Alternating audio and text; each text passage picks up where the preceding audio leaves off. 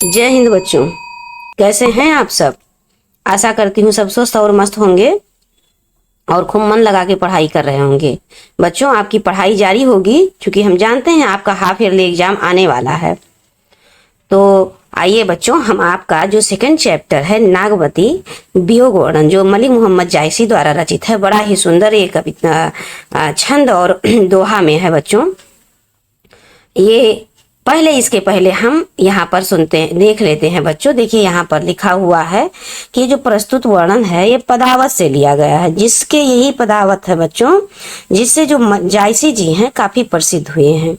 यहाँ पर बच्चों सिंघल के राजा गंधर्व सेन की पुत्री पद्मावती का एक पालित सुख होता है। आप जानते हैं जो सिंघल द्वीप था, वहां के राजा गंधर्व सेन की पुत्री पद्मावती थी। उन्होंने एक सुख तोते को पाल रखा था बच्चों, और इस तोते का नाम हीरामन था।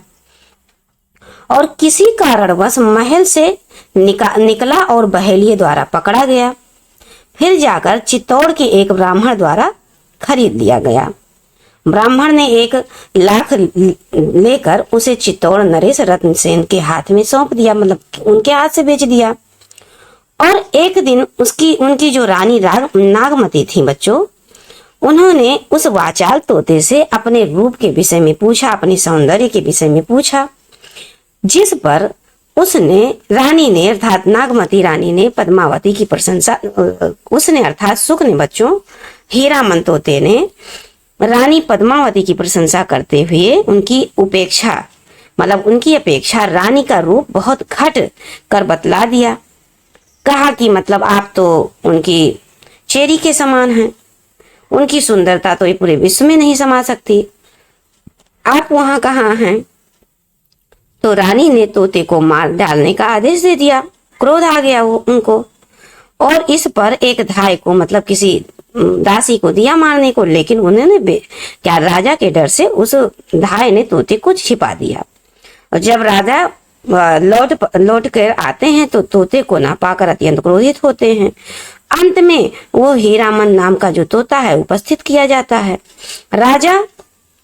राजा ने उससे संपूर्ण घटना सुनी, और पद्मावती के रूप वर्णन को सुनते ही राजा 16,000 कुंवर जोगियों के साथ पद्मावती को प्राप्त करने के लिए जोगी का वेश बनाकर निकल पड़े। और राजा की अनुपस्थिति में रानी नागमती के वियोग दुख में जो संतप्त होने का वर्णन है बच्चों, जायसी जी ने बड़े ही सुंदर भावों से यहाँ पर इस पंक्ति और दोहे के द्वारा प्रस्तुत किया है। तो आइए बच्चों, अब हम आप समझ गए होंगे चीजें कि पद्मावती कौन है। तो पद्मावती आप बच्चों ये सिंघल द्वीप की रानी है। और राजा रतन सेन कौन है, तो ये यहाँ पर चित्तौड़गढ़ के राजा हैं। तो और इनका विवाह पहले से हुआ रहता है बच्चों।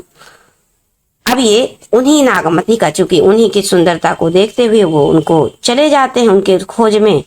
तो नागमती का वियोग वर्णन यहाँ पर है बच्चों। ये आपकी परीक्षा की दृष्टि से, ये चूंकि साहित्यिक इतिहास वाले बच्चों, कला वर्ग वाले बच्चों के लिए है, चूंकि काफी ये इम्पोर्टेंट की दृष्टि से है, इसलिए बच्चों ये हमारा पढ़ाना आपको ज्यादा उचित हमको लगा कि आपको पढ़ा दिया जाए, जिससे आपको ये नंबर ना जाए। तो देखिए बच्चों, अब प्रारंभ करते हैं हम। थोड़ा थोड़ा करके हम लोग साथ में पढ़ते हैं, आप लोग भी साथ में पढ़िएगा। देखिए, नागमती चितौर पथ हेरा, पीऊ जो गए पुन कीन न फेरा। नागमती कहती हैं विरह में, नागमती चितौर पथ हेरा, पीऊ जो गए पुन कीन न फेरा। नागर काहू नारी बस परा, तेई मोर पीऊ मुँह संहरा। सुआ काल सोई लेगा पीऊ न जात जात बर जीऊ। भयो नारायण बामन करा, और राज करत राजा बलि छरा। करन पास लीन्यो कै छंदु, विप्र रूप धर झिलमिल इंदु। मानत भोग गोपी चंद भोगी, ले अपसवा जलंधर जोगी। लय कान्हई भा अक्रूर आलोपी, कठिन बिछो जयहि किम गोपी, सारस जोरी कौन हरि मारी बयाधा लीन, और झूरी झूरी पिंजर हूँ भई बिरह काल मोहिदीन। देखिए बच्चों, यहाँ पर नागमती के विरह का वर्णन बड़े ही सुंदर ढंग से आप जानते हैं, जायसी जी का ये रचना छंद और दोहा है। यहाँ पर नागमती जी कहती हैं बच्चों, देखिए पहले इसको भाव को समझिए बच्चों, कि रानी जो नागमती चित्तौड़ के रास्तों को निहारती हैं। रानी नागमती जो है बच्चों, देखिए नागमती चित्तौड़ पथ हेरा, उस चित्तौड़ के पथ की ओर निहार रही हैं, देख रही हैं। पीयू जो गए पुन कीन्ह न फेरा, वो कह रही हैं कि जो हमारे प्रियतम थे, हमारे पति थे, हमारे प्रिय थे, वो चले गए हैं लेकिन दोबारा वापस नहीं आए हैं। पुनि माने दोबारा बच्चों, फेरा माने वापस नहीं आए हैं। फिर आगे कह रही है कि नागर अर्थात प्रियतम बच्चों, नागर काहू नारी बस में, मेरे प्रियतम किसी नारी के बस में हो गए हैं। और तेई मोरे पियो मोसो हरा, और उसी ने, तेई मतलब उसी नारी ने मुझसे मेरे प्रियतम को हर लिया है, छीन लिया है। आगे फिर कई प्रकार से फिर वो कोसती हैं, किसको?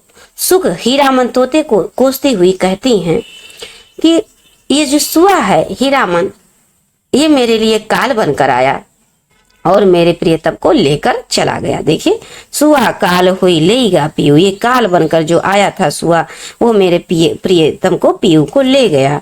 और पीयू नहीं जात जात बरजीऊ, और मेरे प्रिय नहीं गए हैं, ऐसा लगता है वो चले गए हैं, ऐसा लगता है मेरे जीव, मेरे प्राण, मेरा मन चला गया है। रानी नागमती चित्तौड़ के रास्ते को निहारती हुई कह रही हैं बच्चों, फिर से समझ लीजिए कि मेरे प्रियतम जब से गए हैं फिर पुनः लौट कर नहीं आए हैं। मेरे प्रियतम किसी नारी के बस में हो गए हैं और उसने ही मेरे प्रियतम को मुझसे छीन लिया है। और फिर रानी हीरामन तोते को कोसती हुई कह रही हैं कि जो सुआ है, ये तोता है, ये काल के रूप में आकर मेरे प्रियतम को ले गया।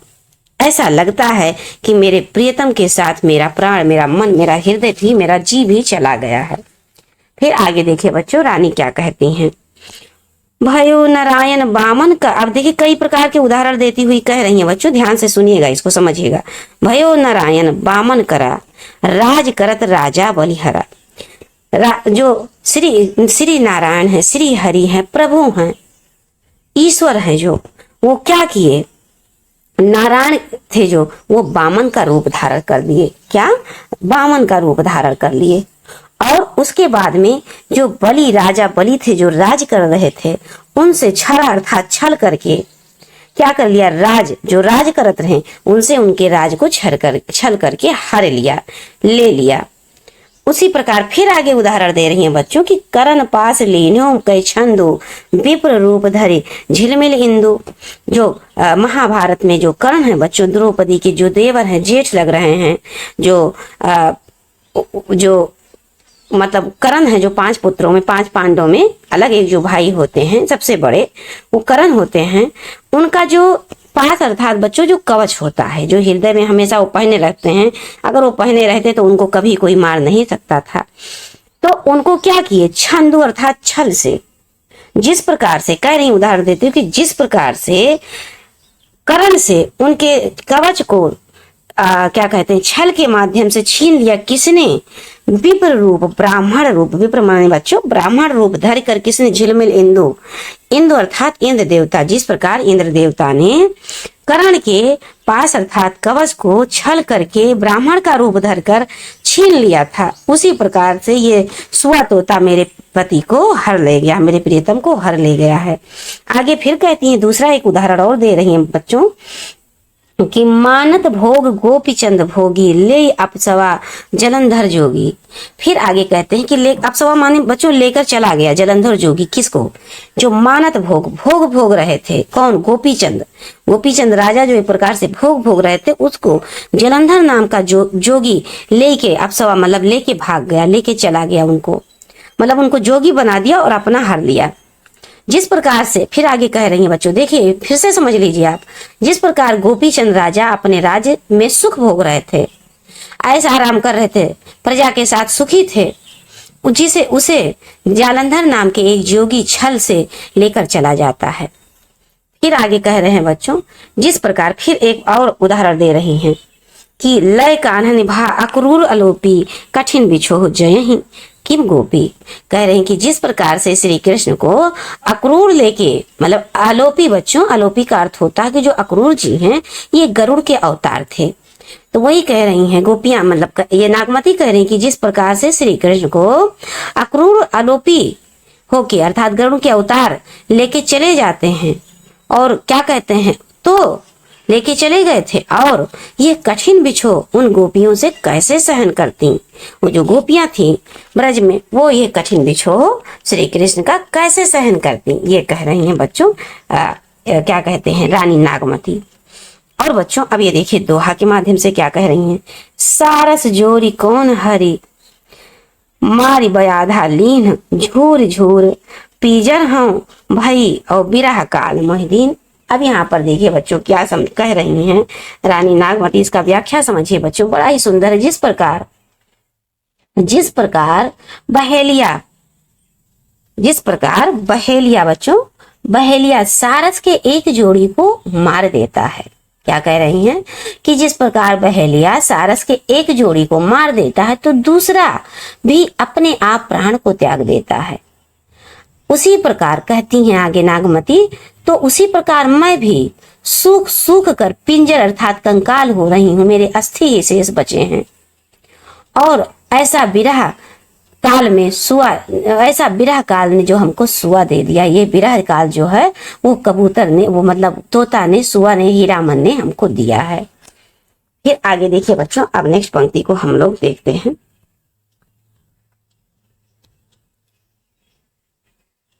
सबसे पहले इसको हाईलाइट करें बच्चों, ये आपके परीक्षा की दृष्टि से बच्चों काफी इंपॉर्टेंट है, इसलिए हमको लगा कि आपको इसको व्याख्या समझा दें। अगर व्याख्या समझा देंगे तो आप इससे संबंधित क्वेश्चन आंसर अवश्य कर ले जाएंगे। और बहुत आसान क्वेश्चन बनेंगे बच्चों, टेंशन ना लीजिएगा, एकदम सिंपल सा क्वेश्चन बनेगा आपके क्वेश्चन में। बस यही पूछ लेगा कि प्रस्तुत पंक्ति में पंक्ति दे देंगे और कहेंगे इसका व्याख्या दीजिए। पूरा नहीं व्याख्या आपको बताना रहेगा, बस पंक्ति थोड़ा सा, जैसे ये है नहीं बच्चों, अब यह है तो इसमें से ऐसे 2 पंक्ति दे दिया जाएगा, अंडरलाइन करके कहा जाएगा रेखांकित अंश की व्याख्या कीजिए। तो आप अच्छे से पढ़ के एक एक व्याख्या आराम से दे ले जाएंगे। और प्रसंग और संदर्भ पूछ लिया तो आप बता ही सकते हैं, आपके पाठ्य पुस्तक से ही है, जायसी द्वारा रचित नागमती वर्णन, विरह वर्णन। तो देखिए बच्चों अब हम आगे समझते हैं। पीयू वियोग अस बाउर जीव, आगे फिर जायसी जी इनका वर्णन कर रहे हैं, इनके वियोग का वर्णन रानी नागमती की। पीयू वियोग अस बाउर जीव पपीहा नीत बोले पीयू पीयू, अधिक काम दाधय सो रामा हरि ले सुआ गयो पियुनामा, बिरह बान तस लाग न डोली रकत पसीज भीज गई चोली, सूखा हिया हार भा भारी हरे हरे प्राण तजही सब नारी, और खन एक आओ देखिए बच्चों, खन एक आओ पेट मह सांसा, और खन ही जाए जीव होई निराशा, पवन डोला वहीं सींचहि चोला, पहर एक समझहि मुख बोला, प्राण पयान होत को राखा, को सुनाओ पीतम को कै भाखा। अब देखिए बच्चों इसके भावार्थों को समझिए। देखिए कह रही है कि पीयू वियोग अस बाउर जीव, मेरा प्रियतम के वियोग में मेरा हृदय जो पागलों की तरह है, मैं बावली बनी घूम रही हूँ। पपिया नींद बोले पीयू पीयू, और जो नित्य सदैव पपिया जो है पीयू पीयू बोल रहे हैं, जिस प्रकार से अधिक काम दाधय सो रामा, हे राम मैं कामना बस जल रही हूँ, दाधे अर्थात बच्चों जलना, जल रही हूँ। हर ले सुआ गयो पियुनामा, हर ले गए, हरि माने यहाँ पर लेके चला गया मेरे प्रिय को, जिनका नाम सुआ नाम, मेरे प्रिय का जो नाम था, मतलब सुआ नाम का एक व्यक्ति, मतलब एक तोता मेरे, जिनका नाम पीयू था, पियुनामा अर्थात पीयू था, वो उनको ये सुआ लेके चला गया है। बच्चों इसके भावों को हम लोग पहले समझते हैं। यहाँ पर कह रही हैं कि प्रियतम के वियोग में इस प्रकार बावली, कह रही हैं कि मैं प्रियतम के वियोग में इस प्रकार बावली होकर जी रही हूँ, जिस प्रकार एक पपीहा नित प्रति पीयू पीयू अर्थात पिया पिया की पुकार करता रहता है। उसी प्रकार मैं भी अपने पिया के वियोग में बावली हो गई हूँ। यहाँ पर बच्चों देखिए पपीहा और रानी की तुलना की गई है, जिस प्रकार समा गया है ना बच्चों। तो यहाँ पर क्या हो जाएगा, या देखिए तो यहाँ पर कौन सा अलंकार हो जाएगा बच्चों, उपमा अलंकार हो जाएगा, है ना। यहाँ पर देखिए कह रहा है कि पीऊ वियोग अस बाउर जीव पपीहा नित बोले पीऊ पीऊ। तो यहाँ पर अस जो है पपीहा से तुलना की गई है रानी के वियोग की, तो यहाँ पर उपमा अलंकार हो जाएगा, तुलना किया गया है बच्चों। फिर आगे कह रही हैं कि अधिक काम दाध है सोरामा हरि ले सुआ गयो पीऊनामा। आगे फिर कह रही हैं कि हे राम, हे प्रभु, हे मेरे ईश्वर, हमें अधिक काम वासना हमें बहुत ही जला रही है, दाधे कर रही है, मतलब दग्धा रही है। जिसका नाम पिया था उसे तो सुआ ही रामन हरण लेके चला गया। अब मेरे हृदय में विरल का बाण, ऐसा विरह का बाण ऐसा चुभ गया है कि अब मुझसे हिलने डुलने की भी शक्ति नहीं रह गई। फिर आगे क्या कह रहे हैं बच्चों, बिरह बाण तस लाग न डोली रकत पसीज भीज गई चोली। कह रही हैं कि बिरह रूपी बाण हमारे अंदर इस प्रकार लगा कि मैं किसी प्रकार से हिल डुल नहीं पा रही हूँ, और रकत पसीज था, जो मेरा पसीना है वो रक्त के समान हो गया है, और रक्त के समान होके रक्त रूपी पसीना, यहाँ पर रकत पसीज बच्चों यहाँ पर रूपक अलंकार हो जाएगा। रकत रूपी पसीना से मेरा जो अंग वस्त्र है, अर्थात जो मेरा चोली है, मेरा कपड़ा है, मेरा वस्त्र है, वो क्या है, भीग रहा है, भीग गया है। फिर आगे कह रही हैं कि सूखा हिया हार भाव हो भारी। कह रही हैं कि आगे रानी क्या कह रही कि अब मैं सूखी जा रही हूँ, मेरा जो हृदय है, हिया माने बच्चों हृदय, मेरा जो हृदय है वो बहुत ही सूख रहा है। और जो हमारा ये मंगलसूत्र हार बच्चों, ये जो हमारा जो शरीर इतना ज्यादा सूख गया है, हड्डी हड्डी ही बचा हुआ है, तो इतना सूख गया है कि अब जो है हमारा मंगलसूत्र भी मुझे भारी लगने लगा है। और अब धीरे धीरे हरे हरे यहाँ पर देखिए बच्चों, हरे हरे प्रांत जहीं सब नारी, हरे हरे धीरे धीरे प्रांत जहीं, अब धीरे धीरे सारी स्त्रियां, सभी नारी जो गृहिणी हैं, जो विरह व्याकुल में नारियां हैं, अपने प्राण को त्याग रही हैं।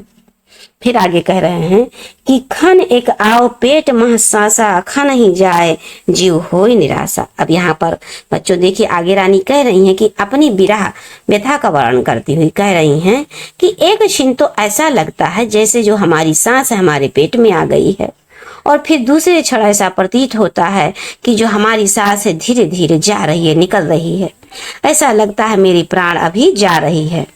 इसलिए मुझे बहुत ही निराशा महसूस हो रहा है, बहुत मैं निराश हो रही हूँ।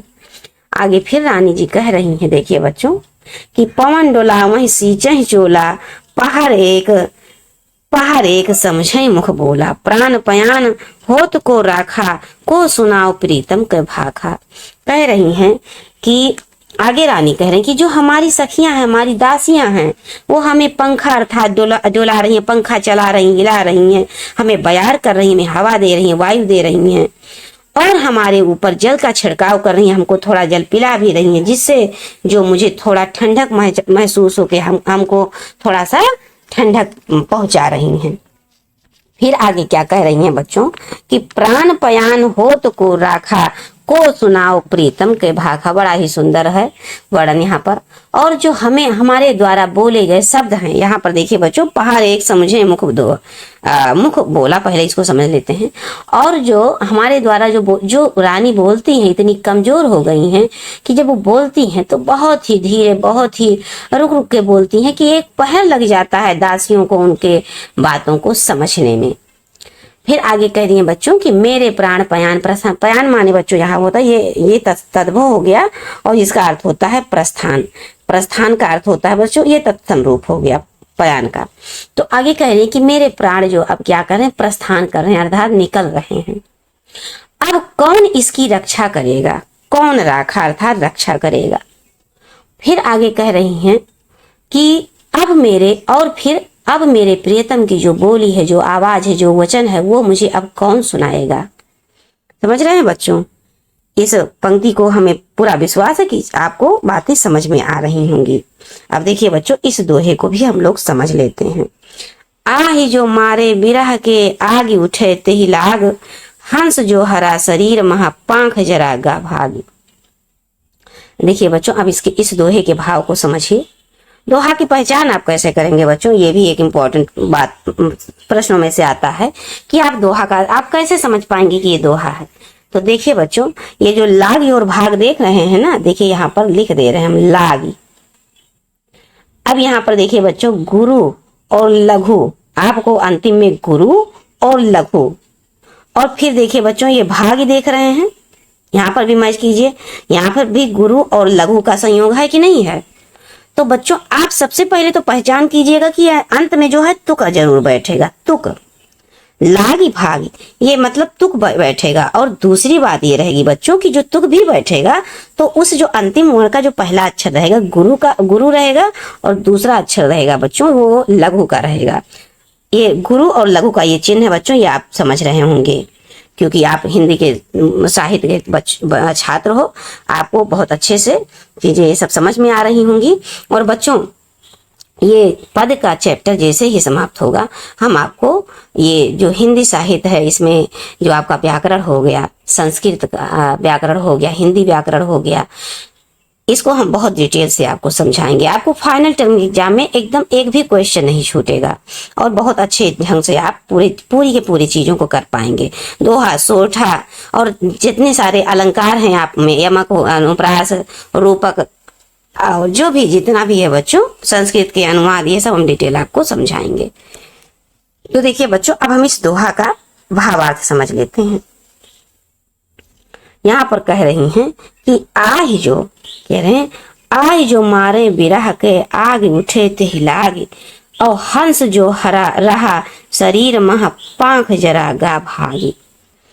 अब देखिए बच्चों, यहाँ पर कह रही हैं कि जो बिरह भरा होता है, बिरह का मारा होता है, उसके मुख से आह जब निकलती है तब शरीर में बिरह ताप से शरीर उनका जलने लगता है, बिरह के ताप से शरीर जलने लगता है। तब जो शरीर में प्राण रूपी हंस होता है, शरीर के अंदर जो प्राण रूपी हंस होता है, उसके पंख भी जलने लगते हैं और ऐसा लगता है कि वो जलने के मारे जल से जल न जाए इस डर से प्राण रूपी हंस जो है वो भागने लगता है, अर्थात शरीर को छोड़ के निकलने का प्रयास करता है, शरीर को छोड़ने का प्रयास करता है। तो मुझे पूरा विश्वास है बच्चों कि ये भावार्थ आपको समझ में आया होगा और ठीक यहीं से आपके क्वेश्चन में, आपके प्रश्न एग्जाम में मुझे पूरा विश्वास है कि आपके एग्जाम में जो लगभग यहीं से क्वेश्चन बन जाएंगे। तो आप इसको ध्यान से 2-3 बार सुन लीजिएगा बच्चों व्याख्या को, और फिर इससे संबंधित जो भी क्वेश्चन बनेंगे आप करेंगे बच्चों। और नेक्स्ट क्लास में हम इससे संबंधित कुछ क्वेश्चन को भी लेंगे जिससे आपको पता चल जाएगा कि किस प्रकार से क्वेश्चन पूछे जाएंगे। तो अब अगर बच्चों ये मेरा प्रयास आपको अच्छा लगे तो आप और बच्चों को शेयर कीजिए, जितने आप फ्रेंड सर्कल, जितनी बेटियां हैं, जितने बच्चे हैं, सब अपने अपने मित्रगण में, अपने अपने रिलेटिव्स में देखिए, जितने आपके रिलेटिव्स है सब जो पढ़ रहे हो आपकी क्लास में, उन सबको भेजिए। और ज्ञान बांटने से बच्चों ज्ञान बढ़ता है। जितना आप लोगों को भेजेंगे लोग सब पढ़ेंगे और सबको इस चीज का जब जानकारी होगा, ज्ञान होगा, तो आपस में जब कनेक्टिविटी होगी, आप लोगों की बातें होगी, तब क्या होगा, जिससे आप बात करेंगे उनको भी ज्ञान रहेगा, आपको भी ज्ञान रहेगा, तो वही सब डिस्कशन होगा, अच्छी बातों का डिस्कशन होगा और इस प्रकार से ज्ञान की वृद्धि होती जाएगी दिन प्रतिदिन। तो आइए बच्चों, इन वाक्यों के साथ हम वीडियो को आज समाप्त करते हैं और मिलते हैं आपको नेक्स्ट क्लास में इससे संबंधित क्वेश्चन और इससे और जो जायसी जी हैं जीवन परिचय से संबंधित कुछ क्वेश्चन आंसर को लेके प्रस्तुत होते हैं। जय हिंद बच्चों।